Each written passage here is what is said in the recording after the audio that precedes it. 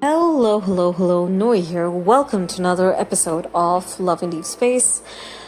It's been a while since I've said that line, hasn't it? It's been a long while since I said that, and it's been a long while since I saw Silas as well on the main screen, and you can check how many days I missed. I missed quite a few days in between. And the reason I've already posted on the community post, but to those who haven't seen, I'd go through it again in short summary. I was dealing with my cat's flea issue, right? Which resulted, again, my cat. There is a difference. I'm talking about my cat, not me. I only got allergies as a result of holding down my absolutely unruly cat. Okay? And I had to take medicines for it. Medicines for allergies. Has nothing to do with cleanliness and hygiene. Alright? If you guys have any doubt, Google search is free. Google search it. Chat GPT it. Instead of making horrible, thoughtless comments. And I'm saying this, it's just 2 comments, but that comment, because I'm already going through a lot, right? In real life. I'm already going through a lot. So when I come up online, because I'm already worried that I'm not making any videos and then people are unsubbing and I need to come up and explain to them exactly what's explained to everyone, like why is it taking such a long time, why my uploads are so slow and sluggish. I have to explain that as a content creator, I have a responsibility towards this YouTube channel. I have a responsibility towards everyone who subbed. Okay, that is how seriously I take everything. I don't, anyhow, I don't want to get into that.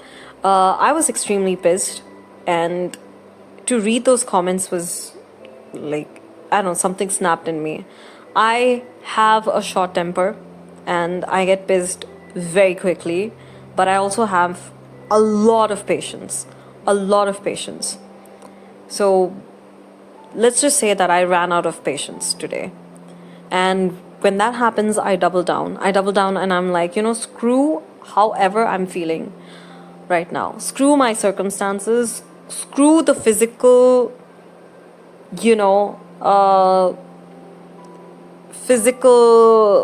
how do I say this?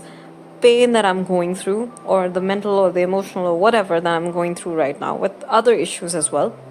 I'm going to sit under the staircase or wherever I'm going to make a video because it's important. I'm glad that, whatever happened with me, the 2 comments that I got, I'm glad I got that. Because then I got more fuel to make a video on. I got a topic to have a social discourse on, and a topic that's extremely important. In fact, I've been thinking about making a video on it for a while, and these comments, the 2 comments, even though they're just 2 comments, pushed me to make the video. So I'm glad I got those comments. Even though they're absolutely horrible to come up and go online and just read something that's so demeaning to to you as a content creator. I don't need to be transparent.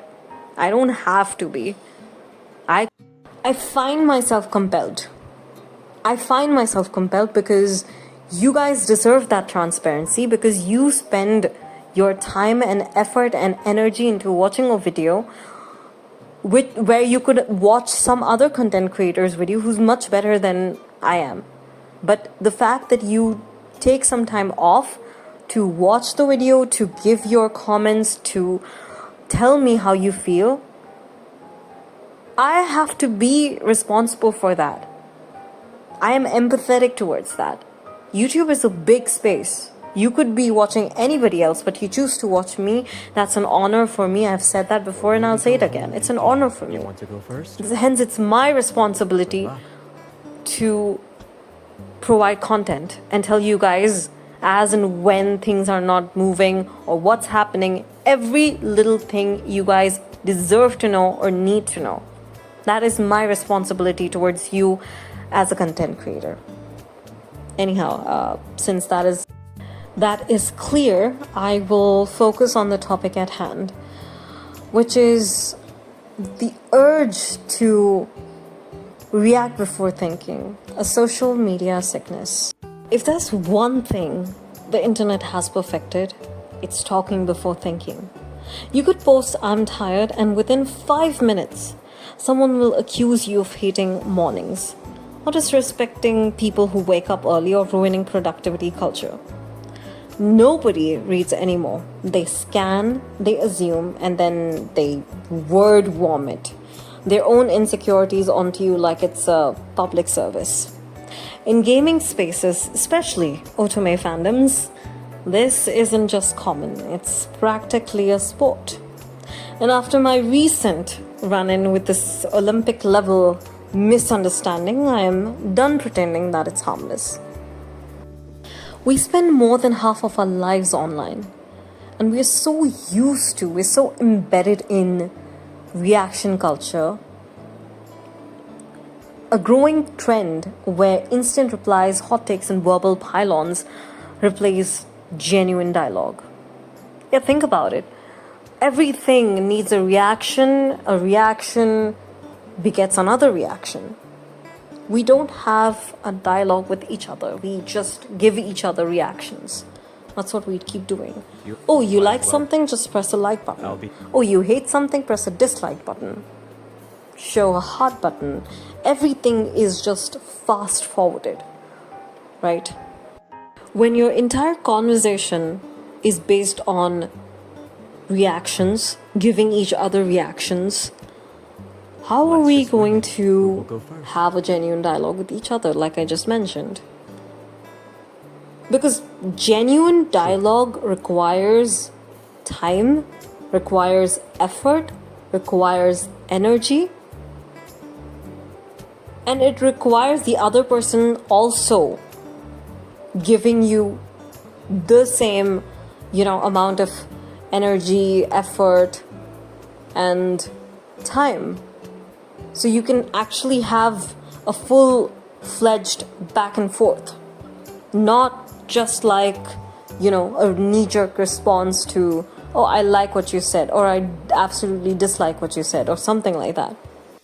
And what happens when this knee-jerk reaction culture bleeds into already emotionally charged spaces like otome fandoms and gaming fandoms? You have people throwing shit at each other without comprehension. You have a situation where your empathy and discourse are thoroughly harmed. And you have so much of agitation in the spaces that you spend so much of your time on, right? And imagine what that is doing to your mental health. No wonder I went on Twitter, I saw these immediate knee-jerk reactions to the most stupidest things, and immediately my thought process went, well, everybody's nervous system seems dysregulated. People seemed like they're being fried on the internet. And now we know the reason.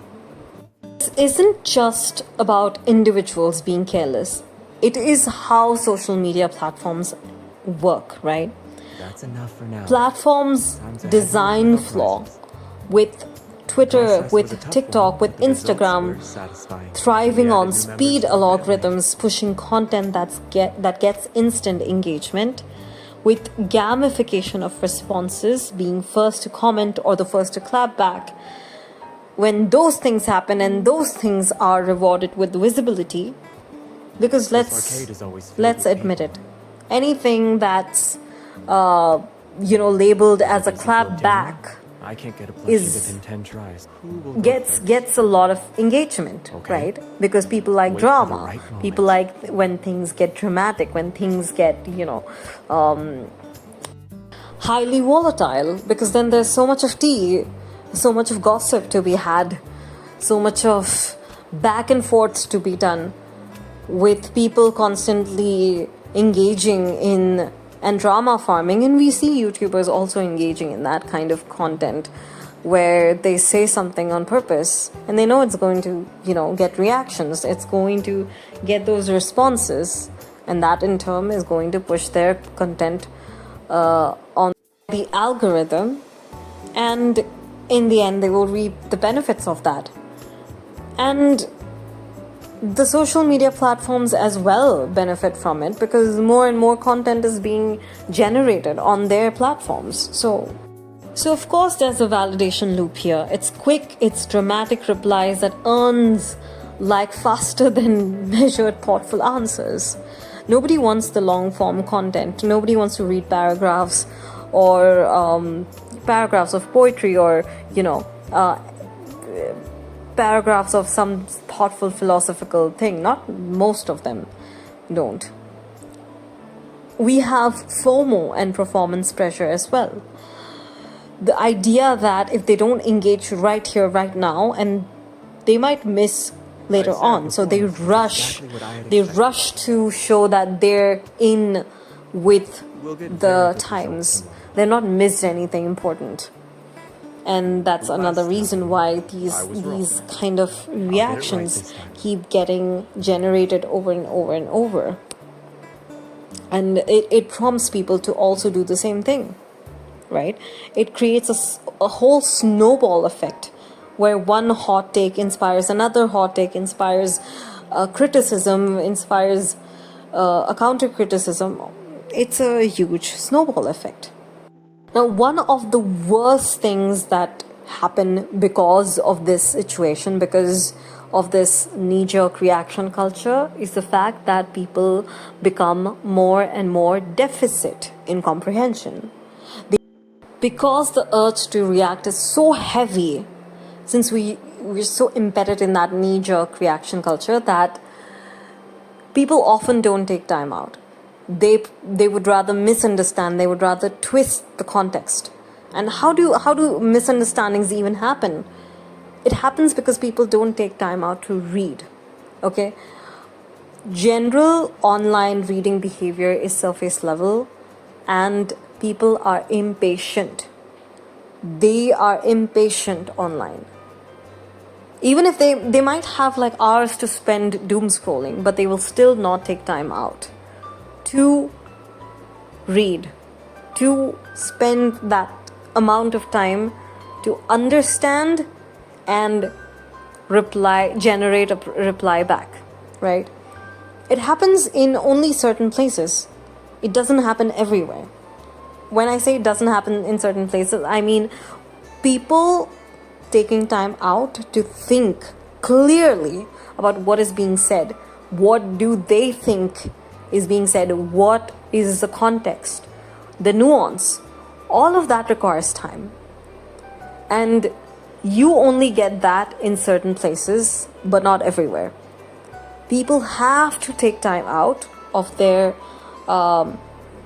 lives and dedicate that amount of time to understanding for the sake of understanding, okay? Not to reply, but to engage meaningfully. Another point that I would like to make is that they have selective attention. They pick the one detail that fits their narrative and ignore the rest. We've already seen this happen so many times, right? Now, I'll give you guys an example of what happened on my own video, okay? This was a video that I created on Lexi. And this video was about internalized misogyny, like how internalized misogyny pushed one of our content creators out of Lad's fandom. Now, I received a comment that said I did not know anything about internalized misogyny. Apparently, I did not know anything about misogyny itself. I wanted to laugh at that comment because it was so far out there. Imagine mansplaining the idea of misogyny to me. When the person himself or herself, whoever themselves, does not understand the idea of misogyny, and they're telling me. So Yeah, that is a very good example. You can, in fact, that comment is actually there on the video. So if you're curious, you can go and check that comment out and laugh, because that comment was absolutely senseless. And I cannot take that comment seriously as well. So yeah, that comment is a good example of what happens when people take one point of, your entire video and just zero in on something that you might have missed out either, or they twist it. They completely twist it and they misunderstand. And so people pick out those details that serve their agenda, and they don't wait to ask, hey, am I getting what you said right? Is this what you meant? Are you saying this? No, it's immediate, like twist the whole context. Twist the whole context, ignore the nuance, because it serves their purpose and agenda. So that's one thing. Plus, I think a lot of people also project their own experiences and insecurities onto your words. So there's projection bias here. Then there's screenshot culture. People form opinions from screenshots of a post without even seeing the full thread. It's like, I don't need to see the rest of what's being said. Here, let me say this. Let me take this as gospel. That's why I say that even if screenshots are provided, go online and look it up yourself and read through the whole thing, and then decide how you want to feel about it, what your opinion should be, if you support the person, or if you think against the person. Make your informed judgment then. Now, I also feel that there's a sense of emotional hijacking as well, specifically in Lad's tweet. There is a sense of anger, of fandom royalty, of moral outrage that absolutely overrides logic. Now, think two examples that I can think from the top of my head are Li versus Li, and company stands saying that you're insufferable for not praising the company enough, or not buying things that they propose that you should buy, and just absolutely being honest about how much you dislike certain things that the company does. And with regards to the Li versus Li, you guys are not strangers to the whole incident, but Li versus Li is basically where the stands form a rivalry for no reason whatsoever. They're like, you have these cards, we need these cards now. You have this, why don't we have this? Sometimes I do think that, okay, yeah, well, it would be nice if we could have, like, Silas, as a Silas main, I could have this, but I have never hated another Li for having their own myth, for those people topping the charts whatsoever. No, I think my energy is best utilized elsewhere. I cannot find myself arguing or having an argument about Silas, being a Silas main, and complaining about other people chart topping. I have better things in life to do. But as a result, we have lost the art of waiting, rereading, and reflecting before typing. We do not have that anymore. Everything is just instant. The idea that, hey, what is being said here? Why are they saying this? Is there a nuance? Is there some context that I'm missing? Should I be more empathetic? Should I ask first if they meant this? Or if I'm assuming, that they meant that. So there is, and you need that time. You need that time to read, to reflect, and then state. And a good example, again, if you go to the Midsummer and UN Midsummer trailer, the Summer Beach Banner trailer, you would see that comment, and it takes how many seconds do you think it takes, or like how many minutes do you think it takes to rewind and focus on what's being said instead of like blindly commenting like that? You're not thinking, you're not paying attention to what's being said. You're just dictating in the end. It's like, here, I'm going to announce my verdict about you without having paid attention to anything you've said. That is what we're missing in this. That is the culture that we are currently part of on social media. Wait, reread, reflect before typing. Now, in regards to gaming and otome community spaces, I would say that fandom spaces are highly emotionally charged.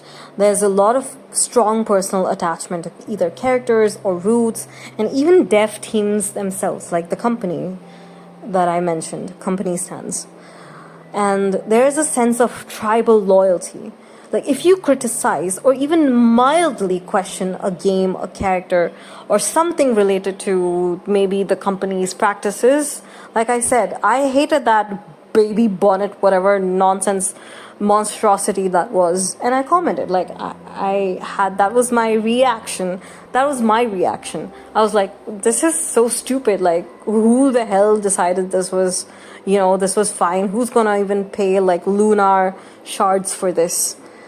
And immediately the next reaction was, how dare you say that? Don't like it, then don't buy it. Nobody's forcing you. Why do you have to come online and criticize it? Why not? Why can't I come online and criticize something that I find absolutely ludicrous? Should I just sit back and censor myself? Because that's what happens, in the end. Content creators start censoring themselves and going like, okay, maybe I should not say anything at all, because that's going to, because if I do say something, that's going to set off people. And then they're going to come and start berating me about how dare I criticize the company, or how dare I say absolutely dumb as heck or ludicrous. So the moment you start questioning the game or the company or anything, people or fans start feeling like it's a personal attack to them. How dare you say this? How dare you say that? You're literally not allowed to have an opinion at this point. Then what's the point of anybody coming here and making content? Are we all supposed to say, oh, everything is nice, this is nice, that is nice, there's nothing ever wrong with anything at all? Fine, I can do that as well. Then remember that you won't be getting anything authentic. And then you can't complain that, oh, why is the CC not expressing their opinions? Why would they? Anyhow, this also ties in very closely with parasocial dynamics, where people feel there is some kind of an ownership over the content and the creators. So they react protectively or defensively. So you have that example as well. With Lexi and with censorship, like what can be said, what cannot be said. If they say this, it's a problem. If they don't say this, it's a problem. How dare they have this opinion? How dare they not have this opinion? Now, this kind of behavior leads or pushes creators into self-censorship that I mentioned before, because they would rather share less to avoid backlash. The kind of misunderstanding leads to unnecessary hostility and public shaming, which nobody wants to be a part of.